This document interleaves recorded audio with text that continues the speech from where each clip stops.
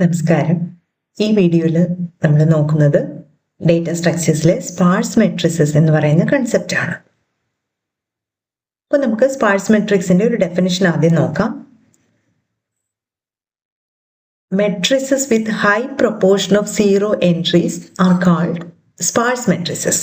അതായത് ഒരു മെട്രിക്സ് എന്ന് പറയുമ്പോൾ അതിനകത്ത് ഒരുപാട് എലമെന്റ്സ് കാണും. ആ എലമെന്റ്സിനെയാണ് ഇവിടെ എൻട്രീസ് എന്ന് പറഞ്ഞിരിക്കുന്നത്. ആ എൻട്രീസിൽ അല്ലെങ്കിൽ എലമെന്റ്സിൽ സീറോസിന്റെ എണ്ണം കൂടുതലായിരിക്കും. High proportion of zero entries, അതായത് മൊത്തം എലമെന്റ്സിൽ, ഒരു മെട്രിക്സിലെ മൊത്തം എലമെന്റ്സിൽ കൂടുതലും സീറോസ് ആയിരിക്കും. നോൺ സീറോ എലമെന്റ്സ് കുറവായിരിക്കും.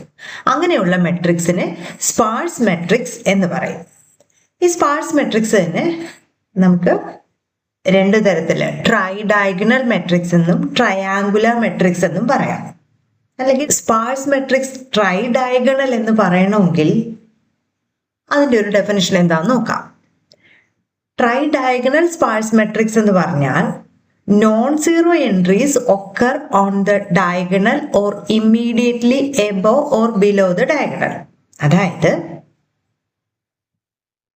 ട്രൈ ഡയഗണൽ സ്പാർസ് മെട്രിക്സ് എന്ന് പറയുമ്പോൾ ഒരു മെട്രിക്സ് എടുത്തു കഴിഞ്ഞാൽ നമുക്കറിയാം ഡയഗണൽ എലിമെന്റ്സ് ഏതാണെന്ന്.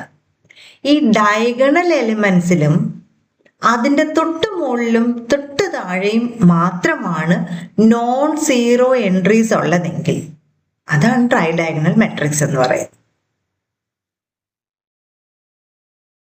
ഇനി അടുത്ത ഒരു category triangular matrix.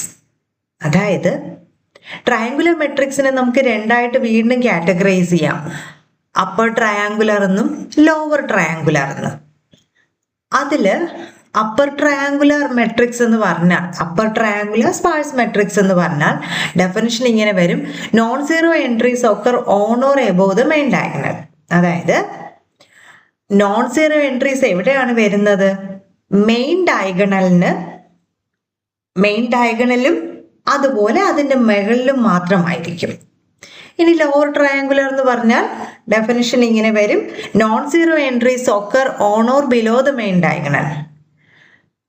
Non zero entries main ഡയഗണലിലും അതുപോലെ അതിന്റെ താഴെയും മാത്രമേ വരുള്ളൂ.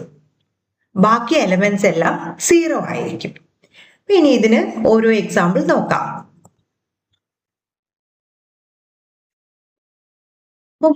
ടൈപ്പ് മെട്രിക്സിനും ഇവിടെ എക്സാമ്പിൾ തന്നിട്ടുണ്ട്. ആദ്യം നമുക്ക് അപ്പർ ട്രയാങ്കുലർ മെട്രിക്സ് എന്താണെന്ന് നോക്കാം. ഇവിടെ കാണിച്ചിരിക്കുന്നത് പോലെ നമ്മുടെ ഡെഫിനിഷനിൽ നമ്മൾ എന്താണ് നോക്കിയത്? അപ്പർ ട്രയാങ്കുലർ മെട്രിക്സ് എന്ന് പറഞ്ഞാൽ മെയിൻ ഡയഗണലാണ് ഇങ്ങനെ രണ്ട് സൈഡിലും ഓരോ ലൈൻ വരച്ച് കാണിച്ചിരിക്കുന്നത്. ഈ മെയിൻ ഡയഗണലിലും നോൺ സീറോ എൻട്രീസ് ആയിരിക്കും, അതിന്റെ മുകളിലും നോൺ സീറോ എൻട്രീസ് ആയിരിക്കും. മുകളിൽ അപ്പർ ട്രയാങ്കുലർ.